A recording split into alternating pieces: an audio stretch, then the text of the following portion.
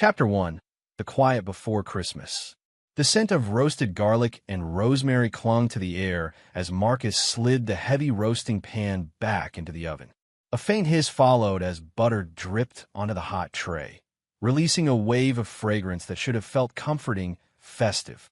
Instead, the sound echoed like a reminder of everything fragile holding his life together. He wiped his hands on a towel and glanced toward the living room. Sarah sat curled on the couch, legs tucked under her, her eyes glowing in the light of her phone screen. Her thumbs moved rapidly, her expression shifting every few seconds, smiling faintly at one moment, then furrowing into a secret frown the next. Marcus leaned against the kitchen doorway, towel still in hand, and watched her in silence. 15 Christmases together, he thought. 15 years of dinners, traditions, laughter. He could still picture their first one. Cheap paper crowns from a cracker, mismatched dishes, the small apartment that smelled of pine and burnt cookies. She had looked at him then like he was her entire world. Now she didn't even look up when he cleared his throat. "Turkey should be ready in about an hour," he said, keeping his tone light. Sarah murmured without lifting her gaze. A faint chuckle escaped her, directed not at him, but at whatever appeared on the glowing screen. Marcus turned back to the counter, pulling out the cutting board. He began slicing carrots into uniform sticks, the knife rhythm steady, almost meditative. He told himself he was preparing not just food but armor. Dinner tonight wasn't going to be simple. It hadn't been for years. The family would come. Her father Richard with his booming opinions, her mother Eleanor with her quiet disapproval wrapped in a polite smile, and Olivia, her younger sister, whose sharp tongue always found Marcus an easy target. They would gather at his table, eat his food, and judge him in silence between the clinking of silverware. But he'd endured worse, and tonight he would endure again. "Do you need any help?" Sarah asked suddenly, though her voice was distracted, eyes still glued to her phone. He almost laughed. "I've got it," Marcus replied, arranging the carrots neatly beside the sprigs of thyme. She nodded absently, already back in her private world. The knife paused mid-slice. Marcus's eyes lingered on her. He noticed the way her wine glass was already half empty, the delicate stem catching the light. He noticed the way she angled the phone slightly away from him whenever he walked by, as though guarding it. 15 years ago, she used to read her texts aloud to him, giggling about friends and work gossip. Now, silence draped itself between them, thick and suffocating. He took a slow breath and forced himself back into motion. Chop, chop, chop. The sound of steel onward filled the room. "Remember last year?" Marcus said after a moment, almost as though speaking to himself. "You burned the potatoes. We had to eat them half raw. That had been funny then." They had laughed. Even her family had chuckled at the sight of Sarah's sheepish face. Sarah glanced up, eyes unfocused, and gave a small smile. "Yeah," she said. Then her phone vibrated again, and the smile vanished, replaced by a frown she tried to hide. Marcus studied her in silence before turning back to the roast. He basted the golden skin carefully, listening to the sizzle. The kitchen smelled like Christmas ought to smell. Savory, rich, promising. Yet beneath it lay something sour, a flavor he couldn't cook out no matter how carefully he seasoned. His mind wandered as he cleaned up the counter. 15 years. A home they'd built, vacations, laughter, late-night talks. He had given everything. He thought of the times he stayed late at work, grinding through projects so Sarah could have the house she wanted, the car she loved driving. He thought of the times she cried in his arms, when life felt too heavy for her, and he whispered that he would carry it for both of them. And now what was left of that? A woman smiling into her wine glass at someone else's words, not his. Marcus adjusted the thermostat and returned to the table, arranging silverware with precise care. Fork, knife, spoon, polished until they gleamed. He wanted no excuses tonight. If her family came for him, as they always did, at least they would sit at a table flawless by his hands. "You're fussing too much," Sarah said absently, still not lifting her gaze. "They don't care about the cutlery." "Maybe I do," Marcus answered quietly. That drew her attention, if only briefly. She looked at him, brows slightly furrowed, as if she hadn't expected him to answer with weight. Then she shook her head and returned to her screen. Marcus let the silence fall again, heavy as snow. He moved around the dining room with calm efficiency, lighting candles, placing the wreath in the center, straightening chairs. Each action was deliberate, controlled. If he couldn't control Sarah's distance, if he couldn't control her family's disdain, at least he could control the perfection of this table. The clock ticked toward evening. Shadows stretched long across the floorboards. Marcus paused by the window, looking out at the faint twinkle of Christmas lights strung across the neighborhood. Families were gathering behind those warm windows, laughter spilling into the night. He wondered how many of those houses held secrets like his. Behind him, Sarah laughed suddenly at something on her phone, a light, almost flirtatious laugh. Marcus's jaw tightened, but his face remained calm when he turned back. "Do you want me to open another bottle of wine?" he asked. She waved a dismissive hand, not even looking up. "I'll get it later." He nodded once, though he knew she wouldn't. She hadn't lifted a finger since the morning. Not to cook, not to clean, not even to decorate. Christmas had become his holiday to keep alive. He returned to the kitchen, washed his hands, and leaned against the counter. His reflection stared back from the dark oven glass. Tired eyes, steady posture, a man who'd carried too much but refused to bend. "They think I'm weak," Marcus thought. "They've always thought that. Even her. Maybe especially her. But they've forgotten that quiet doesn't mean blind." The oven timer beeped softly, breaking his thoughts. He pulled a roast out, juices bubbling, skin perfectly crisp. He basted it one last time, satisfied with the golden sheen. His hands moved with practiced skill, years of learning how to cook meals big enough to feed not just bodies but pride. From the living room, Sarah's voice carried faintly. "Yeah, I'll see you soon after tonight." Marcus froze. The words were soft, almost casual, but they pierced like a blade. When he walked in, Sarah was already tucking her phone under a cushion, her smile too quick, too rehearsed. "Who was that?" he asked, tone even. "Olivia," she answered smoothly. She wanted to know what time to come. Marcus held her gaze for a moment, his face unreadable. Then he simply nodded. "Right." He walked back into the kitchen, heart steady, not racing. He placed a roast on the counter and covered it with foil. His hands did not shake. He was calm, controlled. But inside, beneath that calm surface, something colder stirred. Chapter 2. Cracks in the facade. Morning light crept through the blinds, laying long pale stripes across the bedroom floor. Marcus stirred first, the way he always did. Old habit, built from years of early commutes and responsibility. He stretched quietly, careful not to disturb Sarah, then glanced at the clock. The alarm hadn't gone off yet, but Sarah was already awake. She was lying on her side, back turned to him, phone in hand. The glow from the screen lit her face in an unnatural pallor.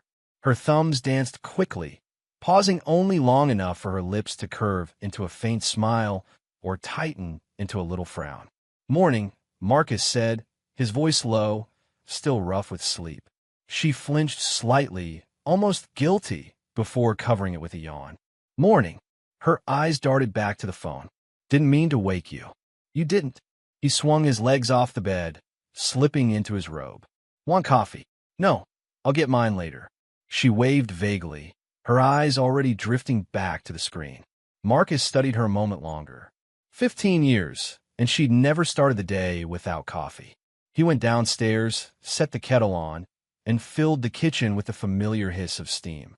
He busied himself with small motions, scooping grounds, rinsing mugs.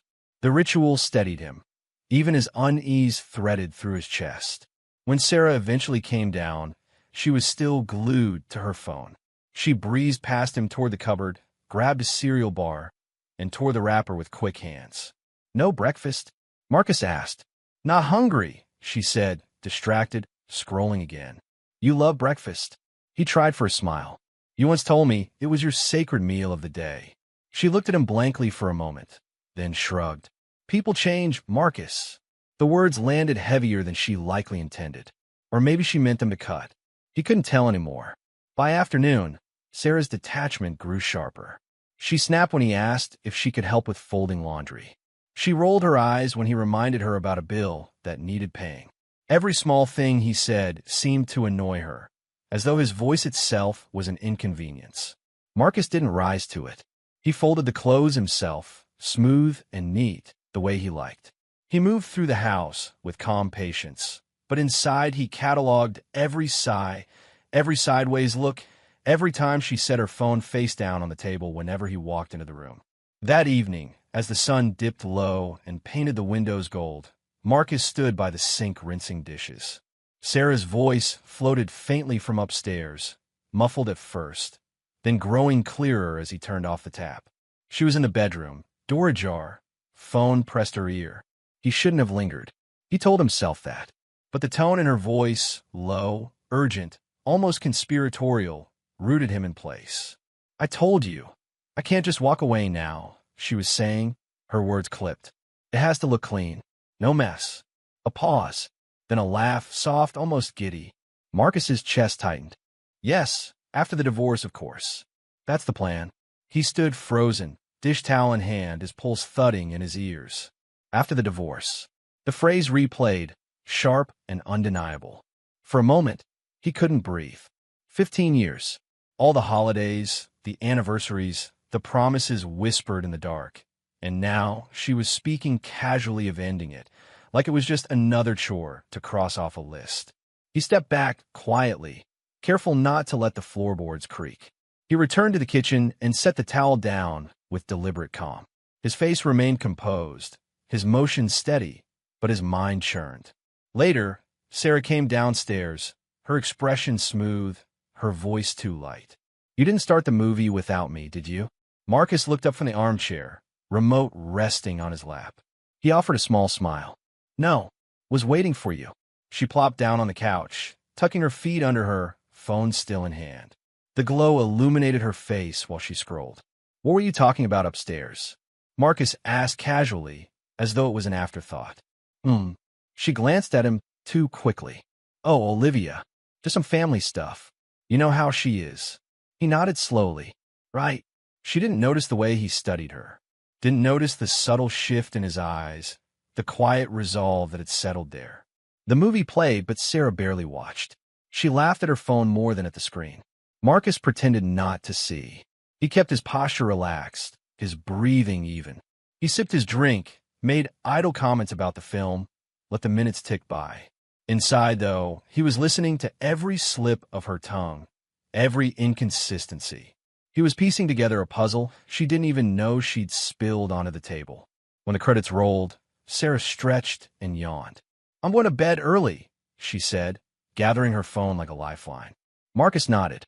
"I'll lock up." She disappeared upstairs, leaving the faintest scent of her perfume lingering in the room. Marcus sat in silence, staring at the blank TV screen, its reflection casting him in ghostly shadow.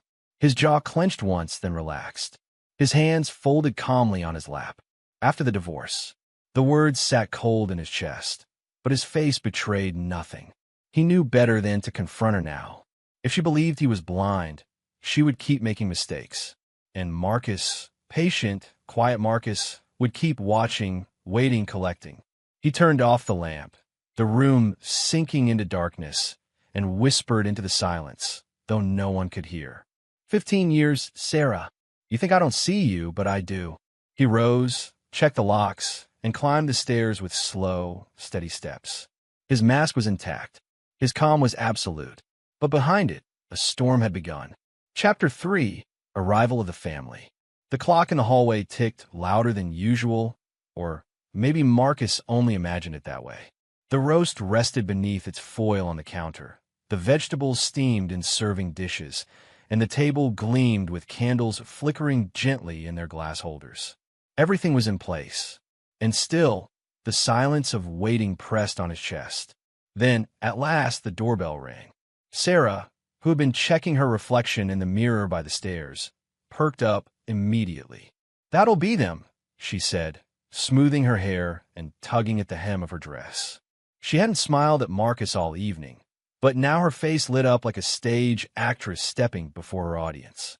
Marcus wiped his hands on the towel draped over his shoulder and moved toward the door, but Sarah slipped past him quickly, heels clicking on the wood. "I'll get it," she said. When she swung the door open, Richard's booming voice filled the hallway before he even stepped inside. "Merry Christmas, sweetheart." Her father swept in first, a tall man with a barrel chest and the kind of presence that demanded a room take notice. His hair had gone silver at the temples, but his posture remained unbent, his confidence untouched. Behind him came Eleanor, small and trim, wrapped in a fur-lined coat, her eyes sharp even beneath the soft ringlets of her carefully set hair. And then Olivia, Sarah's younger sister, waltzed in last, smirking as though she'd been invited to a comedy show rather than Christmas dinner. "Darling, you look radiant," Eleanor said, kissing Sarah's cheek. Then her gaze flicked briefly to Marcus and softened into polite disdain. "Marcus, good to see you both," Marcus replied evenly, stepping aside. Richard clapped him on the shoulder with just enough force to make it feel like a test of strength. "Still at the same job?" "Yeah," he said with a chuckle. "What's it been now, 10 years? Must be nice, not having to chase ambition. Some men like comfort, I suppose." Marcus's jaw tightened slightly, but his expression never shifted from its calm mask. "Stability has its benefits," he said. Olivia snorted and tossed her scarf onto the banister. "That's one way of putting it." Sarah laughed with her sister, the sound cutting sharper than it should have. Marcus filed the moment away. They moved into the dining room, where the candlelight gleamed off the polished silverware. Eleanor let her fingers trail across the tablecloth, checking the texture as if Marcus had bought it solely for her inspection. "Well, at least the table looks presentable this year," she said. Marcus only nodded. "I'm glad you approve." Richard lowered himself into the chair at the head of the table, though Marcus had intended that seat for himself. The older man didn't ask, he simply claimed it, as if by right. Eleanor took her place beside him, Sarah sat opposite, and Olivia sprawled casually next to her sister, pulling out her phone with little regard for manners. "So, Marcus," Richard began as Marcus poured wine for each of them, "still fixing those spreadsheets at your company? Or did they finally promote you to something grander? Assistant to the assistant manager, perhaps?" He laughed loudly at his own joke. Eleanor gave a delicate sigh. "Richard, really?" But her smile betrayed her amusement. Sarah smirked into her glass. Marcus set the wine bottle down carefully, his motions precise. "I enjoy what I do," he said, voice even. "It provides for us. That's what matters." "Yes, but does it inspire you?" Olivia leaned forward, chin in her hand, eyes glittering with mischief. "Or is it just routine?" Sarah deserves someone who can give her more than routine. The comment slid across the table like a blade, sharp and deliberate. Sarah said nothing, only sipped her wine, eyes fixed on the flickering candle. Marcus smiled faintly, though his fingers curled slightly against his thigh beneath the table. "Routine can be dependable," he said softly. "It keeps the world turning." Dinner began with the first course, soup Marcus had prepared with roasted parsnips and cream. He ladled it carefully into bowls, serving each guest before himself. Richard lifted his spoon, tasted, and hummed. "Not bad," he said as though surprised. "Better than last year." "It's very rustic," Eleanor added, dabbing her lips delicately, though perhaps a bit heavy on the salt. Marcus nodded, unfazed. "I'll keep that in mind." Olivia pushed her bowl aside after 2 spoonfuls. "Do you ever let Sarah cook, Marcus? Or do you insist on doing it all, so she can't show you up?" Sarah laughed lightly at that, though it carried no warmth. "Trust me, Olivia. He likes playing chef. I don't argue." Richard raised his glass. "At least she's got you trained, Marcus." A man in the kitchen, apron on, serving his wife's family. What more could a modern girl ask for? The laughter that followed filled the room, suffocating in its weight. Marcus lifted his own glass, sipped, and let the burn of wine steady him. His face remained calm, his tone measured, but inside, each slight was recorded, etched with the precision of a ledger. When the main course arrived, Eleanor's critiques grew sharper. "The turkey is a touch dry, don't you think?" she murmured to Sarah, not quite quietly enough. Your grandmother always said the secret was constant basting. But then, Marcus wouldn't know family traditions, would he? Sarah nodded, almost conspiratorially, her smile hidden behind her glass. Richard stabbed at the roasted carrots. At least he's consistent, reliable, predictable. Nothing wrong with that, though some might call it dull. Better dull than chaotic, Marcus replied smoothly, surprising them with his calm retort. Olivia arched a brow, lips curving. Ooh, Marcus has a spine tonight. Careful, Sarah, or he might start standing up for himself. Her laughter rang out, high and cruel. Marcus simply smiled. I'll take that under advisement. By the time dessert arrived, the atmosphere was thick with unspoken judgment. Eleanor complimented Sarah on her dress 3 separate times, remarking how stunning she looked and how lucky Marcus was. Richard toasted to Sarah's endless patience, praising her for putting up with so much. Olivia suggested Sarah deserved a medal or maybe a vacation from all this domestic monotony. Through it all, Marcus sat steady, spooning pudding into bowls, nodding politely, smiling faintly at their barbs. Outwardly, he was unshaken. Inwardly, every word was catalogued, every insult placed neatly into the file he kept in the quiet chambers of his mind. He didn't defend himself beyond the smallest quips, didn't argue, didn't rise. That was what they wanted, to see him flinch, to see him snap. Instead, he remained calm. They mistook it for weakness, and Marcus let them. Chapter 4. The Dinner Table Pressure. The dining room glowed softly under the chandelier, the candles flickering along the length of the table. The roast sat in the center, carved and steaming, vegetables arranged in careful symmetry around it. Marcus had placed the serving dishes like chess pieces, each in its proper position. He stood back for a moment, surveying the scene, and then took his seat. Richard, of course, had claimed the head of the table, the spot Marcus had once quietly reserved for himself. Eleanor sat prim and upright beside him, a porcelain queen surveying her kingdom. Sarah had chosen the chair directly across from Marcus, though she barely met his eyes. Olivia leaned lazily in her seat, chin propped in her palm, phone resting face down beside her plate, as though ready to be snatched up again at a moment's notice. Marcus poured the wine with a steady hand. The deep red liquid glugged into crystal glasses, catching the candlelight like blood. Well, Richard announced, raising his glass. To family, to tradition, to Sarah, Eleanor added, her smile softening toward her daughter. She holds everything together so beautifully. Marcus raised his own glass last, the faintest curve at his lips. To Sarah, he echoed. They drank. The clinking of crystal sounded delicate, but beneath it lay something brittle, ready to shatter. Conversation began politely enough, as it always did, the opening moves of a familiar game. Eleanor asked after Sarah's work, lavishing praise on her daughter's dedication and strength. Richard spoke of business contacts, investments, the circles of influence he navigated with ease. Olivia filled the silences with sly remarks, half-jokes that carried too much bite to be harmless. Marcus listened, spoke when spoken to, but mostly let the tide of conversation wash over him. It didn't take long for the barbs to begin. "You're lucky Sarah stayed with you this long," Richard said with a chuckle, stabbing at a slice of turkey. "Not many women would tolerate a man who's so steady. That's the word, isn't it? Steady." Eleanor dabbed her lips with her napkin, adding gently, "Dependable. Predictable. Though sometimes predictability can be a little stifling." Olivia smirked across the table. "Boring, you mean?" Marcus let the words hang in the air before answering. He leaned back slightly, fork poised in his hand. "Steady, dependable, predictable.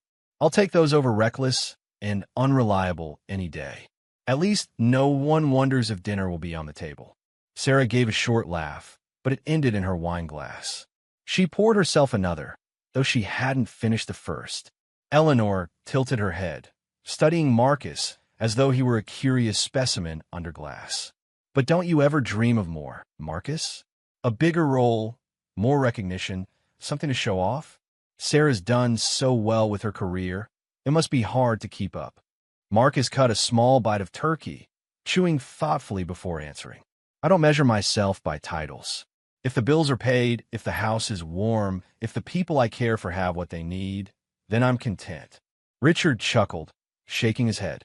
Content. That's what men say when they've settled. You know, Marcus, I've always said Sarah could have married up. But she's loyal, I'll give her that. Stuck by you all these years. The remark hung in the air like smoke. Sarah shifted uncomfortably, reaching again for her glass. Olivia grinned. Who knows, Dad? Maybe Marcus is secretly a millionaire and just likes to play house. Marcus smiled faintly, lifting his glass. If I were, I'd still cook. It's relaxing. His calmness unsettled them more than anger ever could. The meal continued, each course another chance for critique. The potatoes are a bit firm, Eleanor remarked. The turkey's just a shade dry, Richard added. The carrots are fine, I suppose, Olivia said, smirking as she pushed them around her plate. Marcus nodded each time, acknowledging without defending, as though their words were nothing more than background noise. Sarah, meanwhile, poured yet another glass. Her cheeks had taken on a faint flush, her laughter louder now, though it often rang hollow. She avoided Marcus's eyes almost entirely, choosing instead to lock onto her sister or her wine glass. Slow down, dear, Eleanor chided gently. You'll be asleep before dessert. I'm fine, Sarah said, a little too sharply before softening her tone. Really, I'm just unwinding. Richard raised his brows, exchanging a glance with his wife. Marcus caught the look, but said nothing. The conversation shifted again, this time turning more pointed. You've got to admit, Richard said, leaning forward, you married above your station, Marcus. Sarah's always been the bright one, the ambitious one. I remember when she was a girl, she talked about traveling the world, meeting people of influence. And now, he gestured around the table, she's here. With you. In this comfortable house. Eleanor added smoothly. Of course, comfort has its place. But it's not the same as achievement. Olivia laughed outright. Translation. Sarah settled. The laughter that followed pressed down on Marcus like a heavy lid. He took a slow sip of wine, letting the taste linger. Then, with a faint smile, he set the glass down. Funny, I always thought marriage was about choosing someone you wanted to build a life with, not someone to compete with. But perhaps I'm misunderstood. For the first time that evening, silence fell. Brief thought. Then Eleanor cleared her throat delicately. Well, that's one way of looking at it. Sarah refilled her glass again. Her hand trembled just slightly as she poured. By the time the plates were cleared, the room felt smaller, the air thicker. The flicker of the candles cast long shadows across the walls, their light dancing in the strained silence. Eleanor folded her napkin neatly. At least you keep a nice home, Marcus. That much I'll give you. Olivia smirked. Yes, credit where it's due. You make a very good caretaker. Richard chuckled. Caretaker. That's perfect. Sarah provides a sparkle, and Marcus makes sure the lights stay on. A good arrangement, really. Marcus smiled faintly, though his eyes betrayed nothing. Every arrangement has its strengths, he said. Sarah, now visibly tipsy, laughed too loudly. Oh, stop.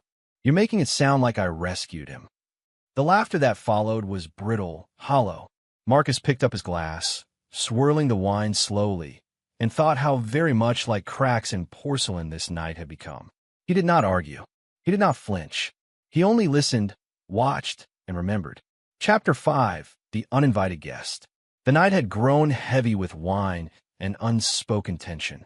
Candles flickered lower in their holders, their wax pooling like melted hours, and the air in the dining room was thick with the smell of roast and criticism. Marcus sat quietly, swirling the last of his wine, while Sarah toyed with her glass as though it were the only safe company at the table. Then the doorbell rang. The sound was sharp, unexpected, slicing through the heavy quiet. Everyone looked up. Sarah's brows furrowed in confusion. Is someone else coming? She asked, almost too quickly, her voice tinged with unease. Richard set down his glass with a smile that carried something rehearsed. Right on time.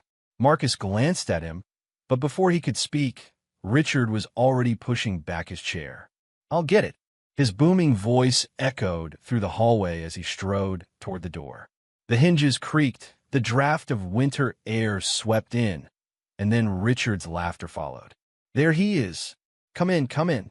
Footsteps crossed the threshold. A tall figure appeared in the hallway, broad-shouldered, impeccably dressed in a tailored suit that caught the candlelight like polished armor. His hair was styled with deliberate care, his jaw sharp, his smile easy. The kind of man who entered a room as though he owned it. "Everyone," Richard announced proudly, ushering him in with a clap on the back. "This is Dave." Dave stepped forward with the confidence of someone accustomed to admiration. His handshake with Richard was firm, his grin practiced. Eleanor rose slightly in her seat, her face alight. "So good to finally meet you," she said warmly, as if welcoming a long-lost relative. Marcus watched from his place at the table, silent. He felt the air shift, felt the room rearrange itself around this newcomer, as though he were a guest in his own home. Sarah froze, her wine glass tilted in her hand, nearly spilling. "Dave?" she repeated, her tone strained. "Yes, darling," Eleanor chimed. "Richard thought it would be wonderful for him to join us. Didn't want to tell you in advance. Thought a surprise might be nicer." "Nicer for who?" Marcus asked softly, his voice even but edged. No one acknowledged him. Dave moved further into the room, flashing that confident smile again. "Thank you for having me," he said. His voice was smooth, practiced, too polished for casual dinner talk. He extended his hand to Eleanor first, then to Olivia, who giggled as she shook it. "And Sarah." Richard gestured proudly, as though presenting a prize. "This is the one I've been telling you about." Marcus's gaze flicked to his wife. Sarah's face had gone pale beneath the flush of wine. She forced a smile, awkward, brittle. "Of course. Dave." Her voice cracked slightly, then steadied. "Welcome." Her hand lingered in his a second too long, or maybe Marcus only imagined it. Dave smiled at her, as though they were already acquainted. "Pleasure's mine." Richard guided him toward the table, pulling out the chair beside Sarah. "Sit, sit. Make yourself at home." Marcus's seat, Marcus noticed. He remained where he was, silent, watching. It was as if he'd vanished from their awareness. Richard didn't introduce him. Eleanor didn't so much as glance in his direction. Olivia leaned across the table, eyes shining with excitement, already whispering questions about Dave's work, his travels, his car. Dave answered smoothly, every word polished with ease. "Investment banking. Yes, I travel often. Geneva last month. New York before that. It keeps me busy, but I love the challenge." "Oh, impressive," Eleanor said, her voice warm, adoring. "You see," Richard boomed, looking around the table. "Now here's a man with drive, with ambition." Sarah swallowed hard, fingers tightening around her glass. "Dad," she began, her voice uncertain.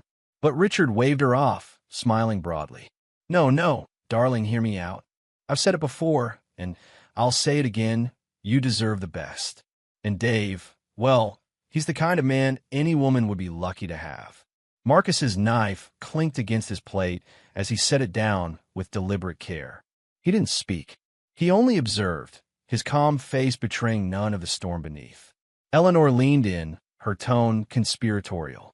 "You'll find Sarah is quite accomplished herself, Dave. She's brilliant, always has been. Sometimes I wonder how she manages with, well," her eyes flicked toward Marcus briefly, dismissive. "With everything." Dave nodded politely, his smile courteous. "I'm sure she is."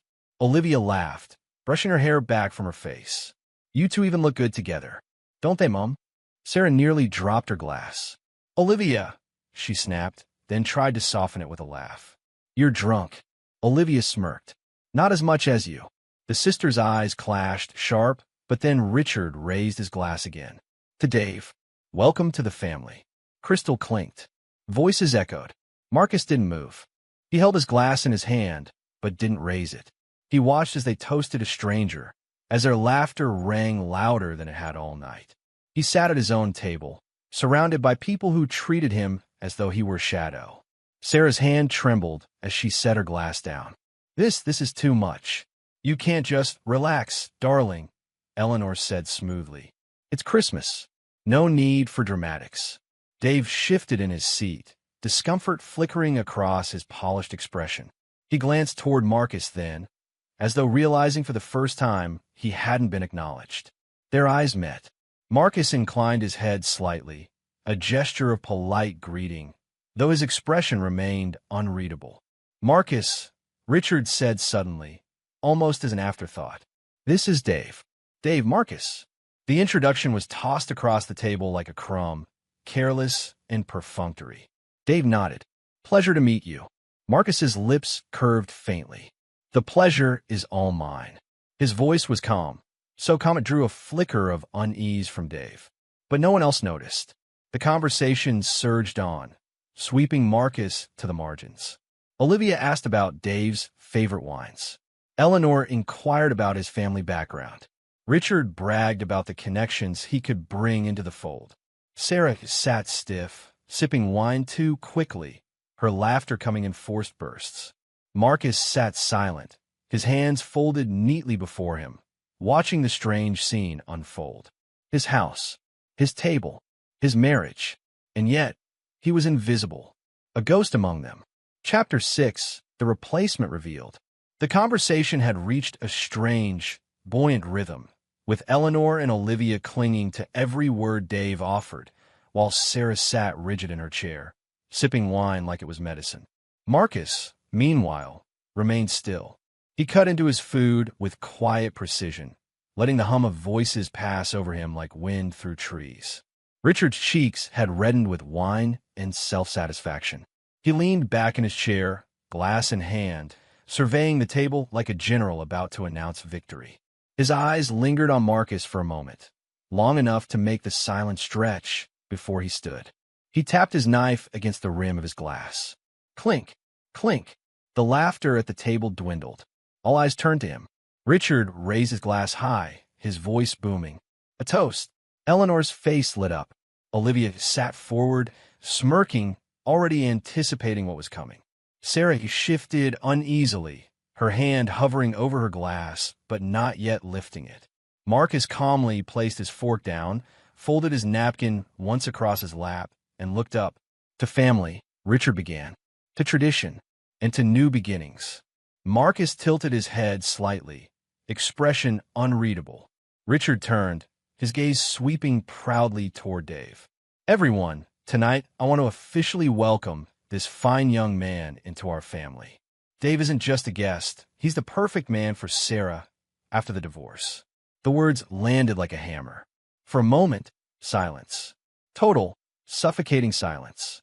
Even the candles seemed to hold their breath. Sarah's wine glass slipped from her hand, clattering against the table, red liquid spilling like blood across the white linen. "What?" Her voice cracked. "Dad, what did you just say?" Eleanor beamed, as if Richard had delivered a line she had rehearsed with him. "Oh, darling, don't act so surprised. We all want what's best for you. And Dave, well, he's strong, ambitious, charming. Everything a woman could want." Sarah's jaw dropped, her eyes wide in horror. "Mom, you can't just—" She looked to Marcus, then away quickly, her breath shallow. Olivia smirked, twirling her fork idly. "Honestly, Sarah, it's not the worst idea. You two would make a good match. Marcus has served his purpose, hasn't he?" Marcus, without so much as a flinch, reached for the breadbasket. He selected a roll, placed it carefully on his plate, and began buttering it with slow, deliberate strokes. His expression was calm, almost serene. Dave shifted uncomfortably in his seat, the confident smile faltering. Excuse me?"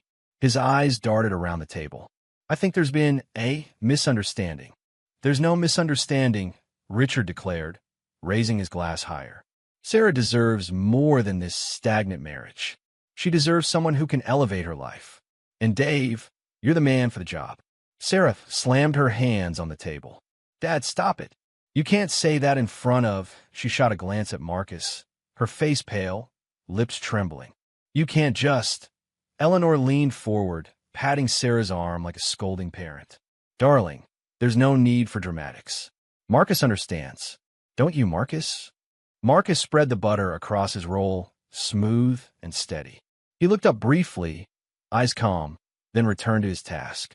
"How nice," he said quietly. The simplicity of his words cut sharper than any outburst could have.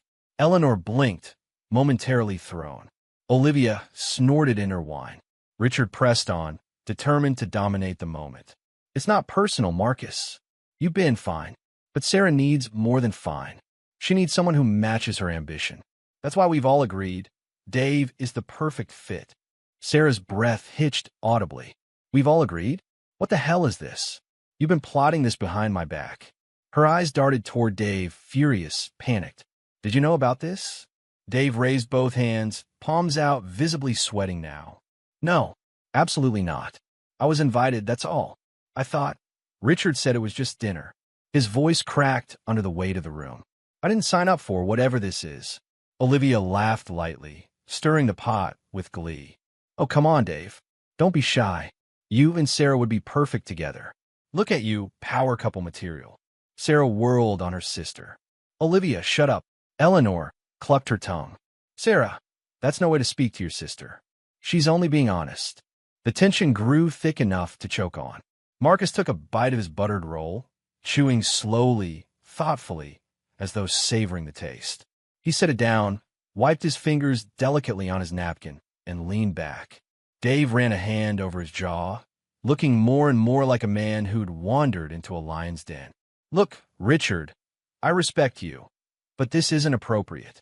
You can't just introduce me like that. Sarah's still married. This is insane." "Not for long," Richard said with conviction. "The divorce will be quick, clean, and then divorce." Sarah's voice cracked, sharp with fury and disbelief. "You're talking about my marriage as if it's already over." She turned toward Marcus, guilt and panic flashing across her face. "Marcus, but Marcus didn't respond.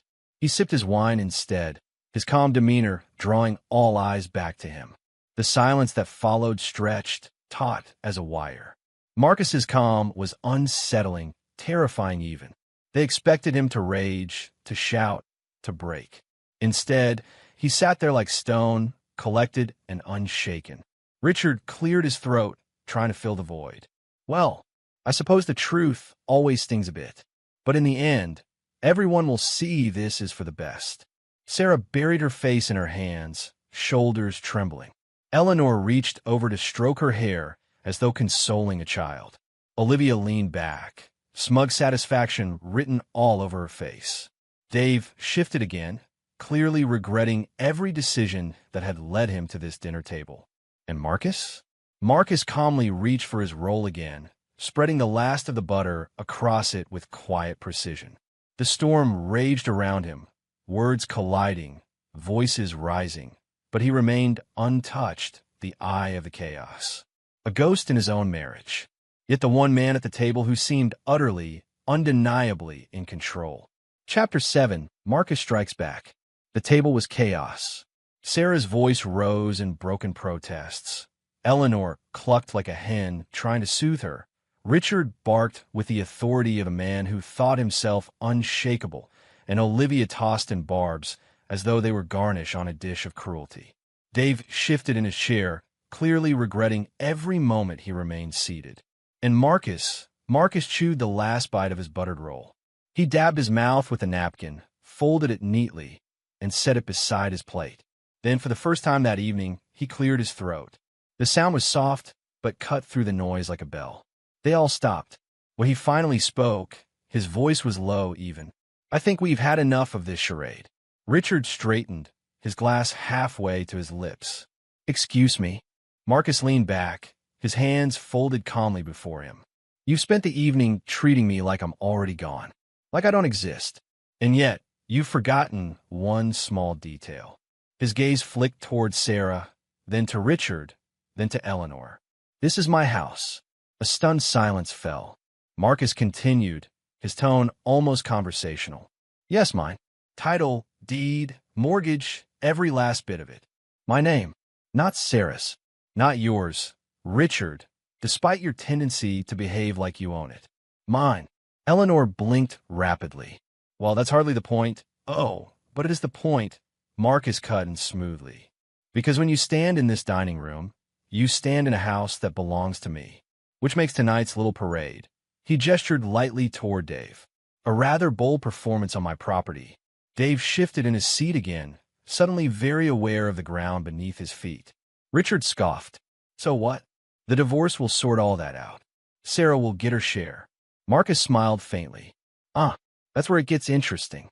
Sarah's head snapped up, her eyes flashing with something between panic and fury. Marcus don't. But he went on, his voice cutting like ice. You see, when we got married, Sarah and I signed an agreement. A prenuptial contract. Ironclad.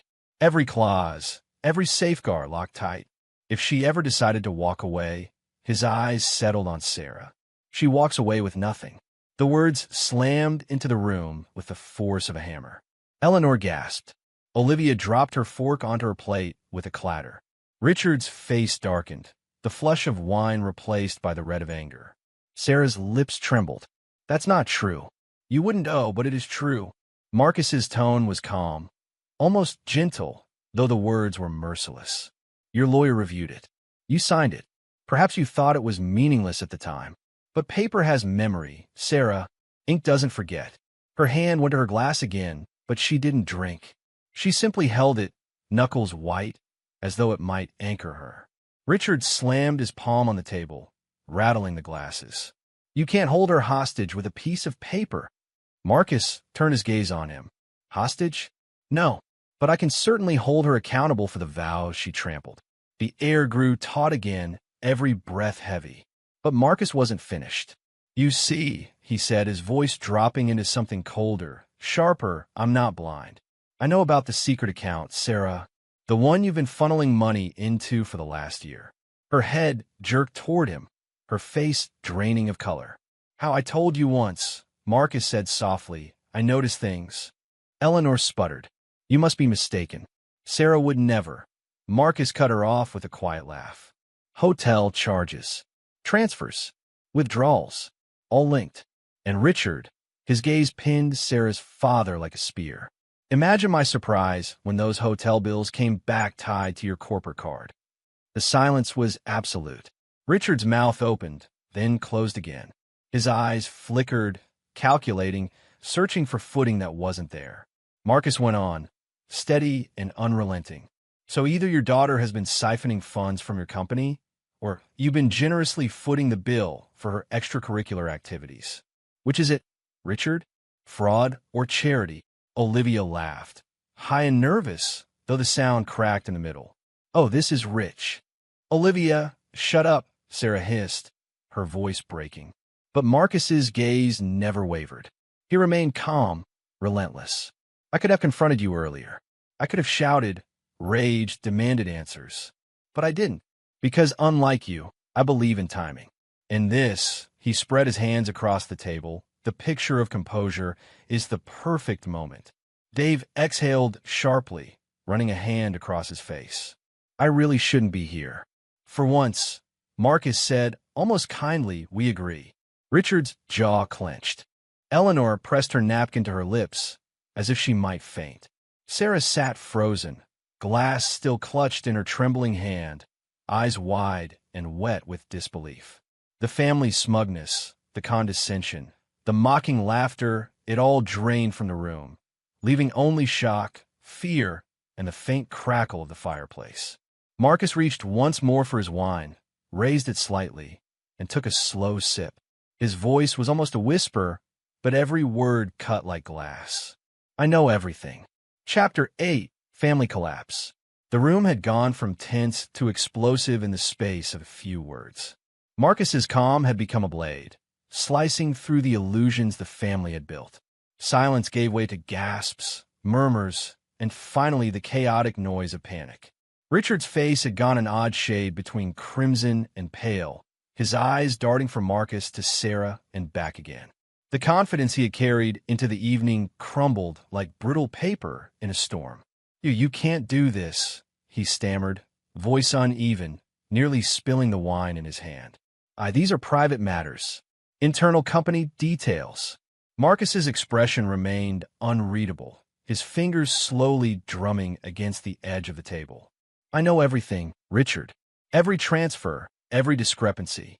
And I keep records. Richard swallowed hard. Records? What kind of records? Everything you hoped no one would see, Marcus said softly. Emails, statements, copies of receipts, video recordings, notes from every time you try to manipulate, to cover up. Eleanor's hand flew to her mouth, her eyes wide, as if she might scream or faint. Richard, control this. You have to control this before people find out. Our reputation, our legacy, our standing. Richard shook his head violently. Control? I can't. I can't control this. Marcus has everything. Sarah sat frozen, her wineglass forgotten, tears welling in her eyes. She pressed her hands to her face, then looked at Marcus, hope and terror warring in her gaze. No, it can't be true. I didn't. Yes, you did, Marcus said quietly, precise, devastating. The accounts, the hotel charges, every withdrawal traced back to your father's corporate card. I've seen it all. Sarah's face crumpled. I know, I didn't mean. Marcus, please, I can explain. Her words trailed into stammered sobs, her body shaking, her composure completely gone. She slumped forward, tears dripping onto the pristine tablecloth, soaking the hem of her sleeve. Olivia, of course, was entirely unhelpful. She leaned back in her chair, smirking as she flicked her hair over her shoulder. Well, this is more fun than I expected, she said, voice sharp and teasing, as though she were watching a fire engulf someone else's house. Dad, how does it feel knowing your little empire's about to collapse? Eleanor gasped, reaching for Olivia's arm. Olivia, enough. Stop making it worse. But Olivia only grinned wider. Why? This is amazing. Marcus finally standing up for himself. Sarah, crying, and Dad. She pointed at Richard, turning 50 shades of red. I can't stop watching. Richard slammed his hand onto the table, rattling the glasses and silverware. Olivia, sit down, shut up. This is serious. Marcus remained seated, hands folded neatly in front of him. His calm was unnerving, a silent anchor amidst the storm. It is serious, Richard, he said, because I don't make idle threats. The evidence exists, and if anyone attempts to act on deceit, it will be revealed. Every transaction, every lie, it's all documented. Richard's breathing became uneven, his fists tightening around the edge of the table. You don't understand. If this gets out, I'm finished. Corporate board meetings, audits, lawsuits. They'll destroy me. Eleanor's voice became almost a whine. We worked so hard for everything. All the connections, the social standing, the appearances, everything. How could it unravel like this? Sarah's sobbing intensified. I didn't think. I never wanted this. Her words were barely coherent, fragments of guilt and denial colliding in a messy knot. Marcus, it wasn't supposed to be like this. Olivia's smirk faded slightly as she noticed her sister's genuine distress. Oh, come on. You played this game as much as Dad did. You can't cry now and act innocent. Olivia, Eleanor shrieked, covering her face with her hands. Stop. Enough. Dave, meanwhile, had been squirming in his seat for some time, clearly realizing he had been thrust into a nightmare he had no control over. He stood abruptly, chair scraping against the floor. I really think I should go, he said, voice tight with discomfort. I didn't sign up for this, any of this. Richard gaped at him. Go. You can't just leave. I think I can, Dave interrupted, grabbing his coat from the back of a chair. He took a tentative step toward the door, glancing back at Sarah, whose tears had blurred her face, and then at Marcus, who watched silently, an impenetrable calm surrounding him like a fortress. This is too much. Sarah's sobbing grew louder. No, stay. You can't leave now. She looked at Marcus, as though he could somehow control everything. Marcus simply watched. His presence was a counterweight to the chaos, silent and immovable. He didn't need to intervene. The storm had reached its peak. He allowed it to roll over them, each crash of panic and accusation reinforcing the truth. He had always been in control. Richard's hand shook. He leaned back in his chair, looking helpless for the first time in years. Eleanor pressed her napkin to her lips, as if she might faint. Sarah sat frozen, glass still clutched in her trembling hand, eyes wide and wet with disbelief. The family smugness, the condescension, the mocking laughter, it all drained from the room, leaving only shock, fear, and the faint crackle of the fireplace. Marcus reached once more for his wine, raised it slightly, and took a slow sip. His voice was almost a whisper, but every word cut like glass. I know everything. Chapter 8, Family Collapse. The room had gone from tense to explosive in the space of a few words. Marcus's calm had become a blade, slicing through the illusions the family had built. Silence gave way to gasps, murmurs, and finally the chaotic noise of panic. Richard's face had gone an odd shade between crimson and pale, his eyes darting from Marcus to Sarah and back again. The confidence he had carried into the evening crumbled like brittle paper in a storm. You can't do this," he stammered, voice uneven, nearly spilling the wine in his hand. These are private matters. Internal company details." Marcus's expression remained unreadable, his fingers slowly drumming against the edge of the table. "I know everything, Richard. Every transfer, every discrepancy. And I keep records." Richard swallowed hard. "Records? What kind of records?" "Everything you hoped no one would see," Marcus said softly. "Emails, statements, copies of receipts, video recordings, notes from every time you try to manipulate, to cover up." Eleanor's hand flew to her mouth, her eyes wide as if she might scream or faint. "Richard, control this. You have to control this before people find out. Our reputation, our legacy, our standing." Richard shook his head violently. "Control? I can't. I can't control this. Marcus has everything." Sarah sat frozen, her wineglass forgotten, tears welling in her eyes. She pressed her hands to her face, then looked at Marcus, hope and terror warring in her gaze. No, it can't be true. I didn't." "Yes, you did," Marcus said quietly, precise, devastating. "The accounts, the hotel charges, every withdrawal traced back to your father's corporate card. I've seen it all." Sarah's face crumpled.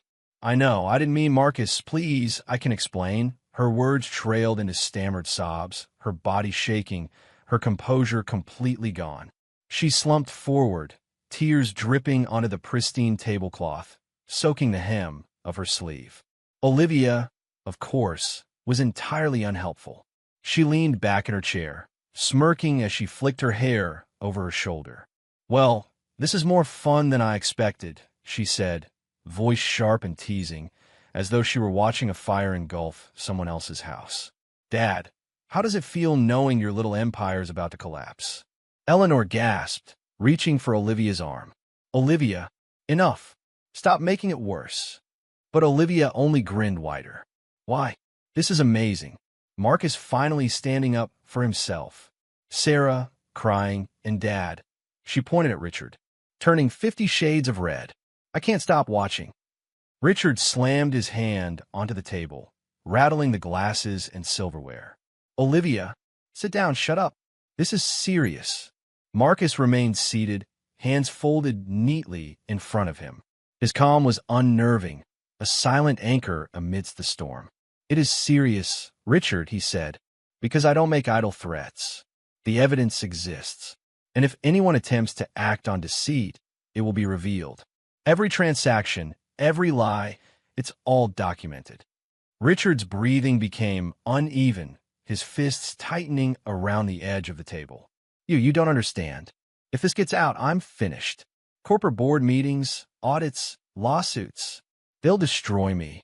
Eleanor's voice became almost a whine. "We worked so hard for everything.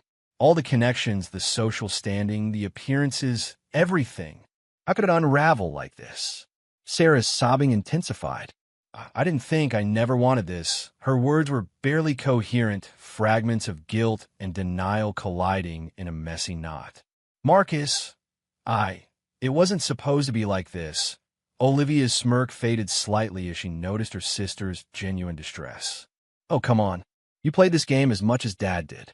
You can't cry now and act innocent." "Olivia!" Eleanor shrieked, covering her face with her hands. "Stop! Enough!" Dave, meanwhile, had been squirming in his seat for some time, clearly realizing he had been thrust into a nightmare he had no control over. He stood abruptly, chairs scraping against the floor. I really think I should go," he said, voice tight with discomfort. I didn't sign up for this, any of this." Richard gaped at him. "Go.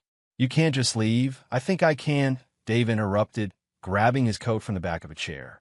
He took a tentative step toward the door, glancing back at Sarah, whose tears had blurred her face, and then at Marcus, who watched silently, an impenetrable calm surrounding him like a fortress. This is too much." Sarah's sobbing grew louder. "No, stay. You can't leave now." She looked at Marcus, as though he could somehow control everything. Marcus simply watched. His presence was a counterweight to the chaos, silent and immovable. He didn't need to intervene. The storm had reached its peak. He allowed it to roll over them, each crash of panic and accusation reinforcing the truth. He had always been in control. Richard's hand shook. He leaned back in his chair, looking helpless for the first time in years. "Marcus, you don't know what you're doing. This will ruin us." Marcus tilted his head slightly, voice calm, cold, precise. "I do know what I'm doing. And the only ruin here is for those who thought they could manipulate, deceive, and plot in my house." Eleanor's voice rose to a pitch of desperation. "Richard, fix this. Take control. Do something." Richard's hands were empty. His authority had dissolved into panic. I don't know what to do." Sarah's sobs filled the room, each cry punctuating the collapse of her carefully maintained facade. She was trapped in the consequences of her own actions, her guilt and fear crashing over her like waves. Olivia leaned forward again, unable to resist stirring the chaos further. "Well, damn, Mom. Sarah, you all look awful. I haven't seen anything this entertaining since the time Marcus accidentally set fire to the toaster." Eleanor shrieked, slapping Olivia's hand away. "Shut up. You're making it worse." Dave took another step toward the door, coat slung over his shoulder, clearly calculating the quickest escape route. I really shouldn't be here. This isn't what I expected. I need to go." "Go," Sarah wailed, voice cracking. "Don't leave. Don't leave me here with them." Marcus, as always, remained still. His eyes swept the table once more, cataloging every word, every gesture, every faltering expression of fear and shame. He picked up his wineglass again, swirling it slowly, the motion deliberate. The family had crumbled. The smirks, the posturing, the arrogance, all of it lay in ruins at his feet. They were dominoes, toppled one by one, and Marcus's quiet precision had caused the first push. Dave lingered near the door, hesitant, caught between politeness and self-preservation. Richard's gaze followed him, desperate, pleading, impotent. Eleanor clutched her pearls as though they might shield her from the shame. Sarah was inconsolable, and Olivia was both thrilled and frustrated, unable to process the real terror she had helped to create. And Marcus? Marcus merely sat, the eye of the storm, untouched, observing, calculating, utterly in control. The family was in shambles. Chapter 9. Marcus walks away. The room had descended into chaos, a tornado of fear, guilt, and incredulity. Glasses rattled, wine had spilled, and the remnants of a Christmas meal were strewn across the table like casualties. Sarah sobbed, leaning heavily on the table. Eleanor clutched her pearls as if they could shield her from shame. Richard sat frozen, jaw tight, eyes wide in disbelief. Olivia leaned back in her chair, her smirk tinged with frustration and nervous excitement. Even Dave hovered near the door, coat in hand, desperate to remove himself from the spectacle. Marcus sat quietly, a serene figure amid the wreckage. He had finished his wine, wiped his mouth with a napkin, and set it down. He took a slow, deliberate breath, letting the room simmer in its own panic. No one noticed him at first. He didn't need to speak yet. The storm had been fully unleashed. Finally, he rose. The scrape of his chair against the floor was sharp in the stunned silence. "I'm done," Marcus said, voice calm but firm. He moved with measured steps toward the door, his gaze sweeping the table as though inspecting a scene he had long anticipated. Done with the lies. Done with the schemes. Done with being part of this charade. Sarah's head snapped up. Marcus, wait. Please. Don't do this. Her hands trembled as she reached toward him, voice frantic and broken. I can explain everything. We can please don't leave. He paused at the threshold, not out of hesitation but courtesy, letting her pleas wash over him. Explain? Sarah, it's too late for explanations. You and your family can destroy yourselves without me. Eleanor's lips parted, disbelief morphing into rage. Marcus, how dare you? You can't just leave. This is our family. Our tradition. She broke off, her voice cracking, fingers gripping the edge of the table as if physically restraining him. I've already done my part, Marcus said softly, almost kindly. I've exposed the truth. I've given clarity. Beyond that, I have no interest in participating in your chaos. Richard's jaw worked, words failing him. For once, he was speechless, staring at Marcus as though the man before him were some incorporeal force he couldn't comprehend. He tried to summon the authority that had guided him for decades, but it was gone, evaporated by Marcus's calm. Marcus, wait, Richard began, then faltered, voice catching in his throat. Olivia, as usual, couldn't resist a comment. Well, I'll be damned, she said, leaning back in her chair. Even when the house is burning around him, he's cool, like ice in a furnace. Dave, coat in hand, practically bolted. I think I'll go ahead, he said, stumbling toward the door. His hand shook on the doorknob. Yeah, I think I'll just get out of here. Sarah's voice rose again, desperate. Marcus, please. You can't leave me here with them. Don't abandon me. Her tears streamed freely now, and her sobs echoed in the room, a stark reminder of her vulnerability. Marcus looked at her, his eyes steady, unwavering. Sarah, he said quietly, you made your choices. You and your family can deal with the consequences. I've done what I needed to do. The rest is yours. He moved past the table, shoulders squared, head held high. Each step was deliberate, echoing softly against the hardwood floor. The sound was almost meditative in its clarity, a metronome marking the distance between him and the chaos he was leaving behind. Eleanor shrieked, rising from her seat. Marcus, don't you dare. We raised you. We welcomed you into this family. Marcus stopped for a heartbeat, just long enough to give her the weight of his gaze. Raised me? Welcomed me? That was a mistake. Then he turned, continuing toward the door. Richard's voice cracked like dry wood in a storm. Marcus, think of the consequences. Think of the scandal, the shame, the embarrassment. Think of... Marcus paused, but only to look over his shoulder once more. His expression was calm, resolute. I've thought of it. That's why I'm leaving. Because none of it belongs to me. The room seemed to shrink, the temperature dropping as if Marcus's composure carried its own weight. He reached the door, hand on the knob, and glanced back. The tableau before him was grotesque in its unraveling. Sarah crying, Eleanor trembling with rage, Richard frozen in fear, Olivia alternating between mockery and uncertainty, Dave retreating in panic. Marcus exhaled slowly. I've spent 15 years giving everything I had to this marriage. 15 years maintaining a home, a life, a family. And tonight, it's clear none of that mattered to you. He turned the knob. The door swung open. The cold night air whispered into the room, brushing against Sarah's tear-streaked cheeks, rustling Eleanor's hair, and catching the edge of Olivia's smirk. Marcus stepped into the hallway. One last look. One final sweep of the scene he had endured for far too long. This is yours now, he said softly. All of it. With that, he stepped out into the night. The door clicked shut behind him, the sound final, irrevocable. Inside, the room remained frozen. Sarah leaned forward, head in hands, the wine glass rolling forgotten across the table.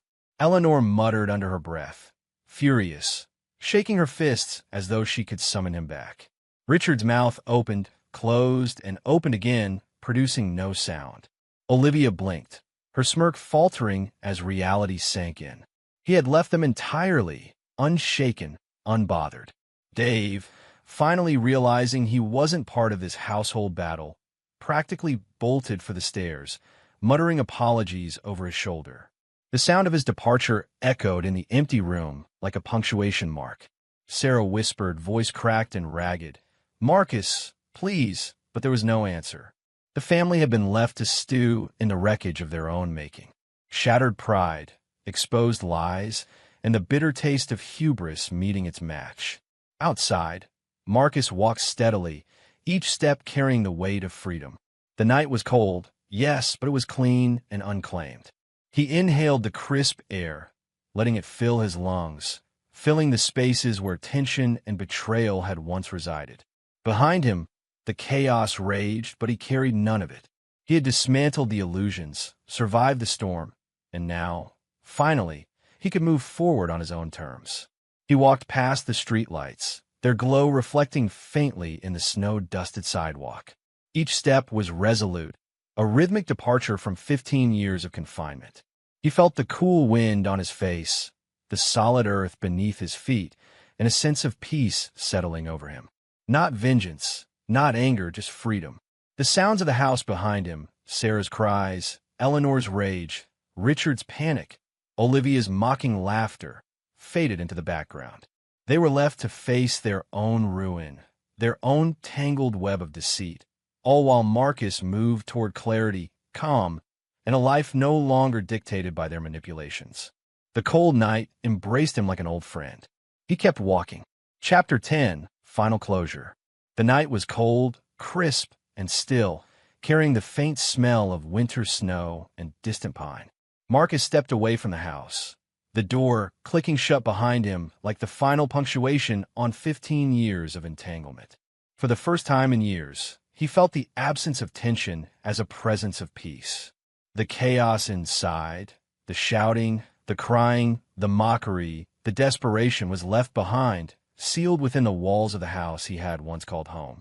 He drew in a deep breath, letting it fill his lungs and escape slowly, exhaling not only the cold air, but the accumulated weight of betrayal, neglect, and manipulation. Each step across the frost-dusted sidewalk felt deliberate, measured, deliberate as meditation. There were no more schemes, no more lies, no more pretenses to maintain. He was free. The quiet was profound. Streetlights cast long, golden reflections across the asphalt, the shadows of bare trees stretching like fingers across the snow. For a moment, Marcus allowed himself a small smile.